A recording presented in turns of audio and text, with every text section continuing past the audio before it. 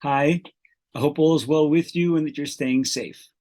This week, we're concluding Sefer Bereshis with the reading of Parshas Vayichi. And in Vayichi, we read of the brachos that Yaakov Avinu gives his children, the Shvatim, and also the unique bracha that he gave his grandsons, Ephraim and Manasseh, blessing them that throughout the ages, Jewish parents will bless their sons, Yisimcha Elokim Ephraim uk'Manasseh, that their children should become as great as Ephraim and Manasseh. The question is, why did he choose Ephraim and Manasseh, his grandsons? He could have chosen one of his sons, two of his sons, to give a bracha. And the answer that is given is that Ephraim and Manasseh were raised in Mitzrayim. The Shiftei Ka, the Shvatim, were raised around Yaakov Avinu in Eretz Yisrael. They didn't have the same challenges that Ephraim and Manasseh had. Ephraim and Manasseh living in such a depraved society where everything goes. And they had money. Their father was the prince. They could do anything they wanted, yet they were loyal to the Ribono Shel Olam. And I think the lesson for us is very important and quite clear. We judge an individual's accomplishments based on the nisyonos that he has, based on the trials and the situation that he finds himself in. The situation that the Shiftei Ka found themselves in were not as difficult as the situation that Ephraim and Manasseh found themselves in. And therefore, the accomplishments of Ephraim and Manasseh were greater than the Shiftei Ka. We live in a time that staying spiritual, staying loyal to the Torah is a challenge. Society amongst us is literally crumbling in morality with a feeling that anything goes. And there are too many of us who feel that we're failing. We're not living up to the challenges. When we think about past generations and their accomplishments, and we think of for instance, learning. Our learning isn't as great, it's not as deep.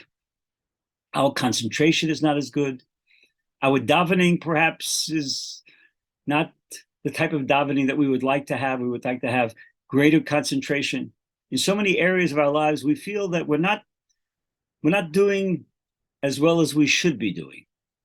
And perhaps we certainly can improve, and we should always try to continue to move in a positive direction. Nevertheless, the Ribono Shel Olam looks at the situation that we find ourselves in, which presents us with tremendous challenges. And if we're able to stay loyal to the Torah, if we're able to be dedicated to everything that the Ribono Shel Olam wants us to be doing, then he judges us in the situations that we find ourselves in. There's a famous story that involved Rabbi Chaim Kreisworth, who was the chief rabbi of Belgium. And two individuals approached him and they said, "We need a din Torah. There is a dispute between the two of us." So Rabbi Kreisworth asked them, "What is it about?" And they said, "We're arguing over 0.04% of a particular financial deal that we were involved in." And Rabbi Kreisworth looked at them and said, 0.04%, and you want to take up the time from Beis Din? And they answered Rav Kreisworth and they said, "We're dealing with a financial deal worth $250 million. 0.04% is worth $100,000. 0.04% doesn't sound like a lot, but it depends what it's a reflection of. When we do mitzvos, when we strive to be the best that we can, it's worth a tremendous amount in the eyes of the Ribono Shel Olam. Our goal is to be the best that we possibly can in this very trying situation that we find ourselves in. Nothing is too small.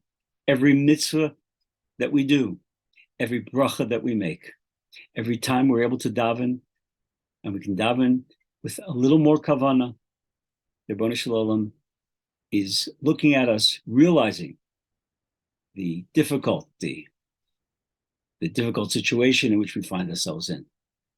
And I'd like to say that he's very proud of us. Don't let the Yetzer Hara convince us that it's too little in comparison to previous generations. It might be less, but we're up against much more. And if we continue to try to strive to move in a positive direction, Mitzvah Hashem, we'll receive the Siyata D'Shmaya to be able to be the best that we possibly can and to continue to move in that positive direction. Have a wonderful day and a meaningful Shabbos.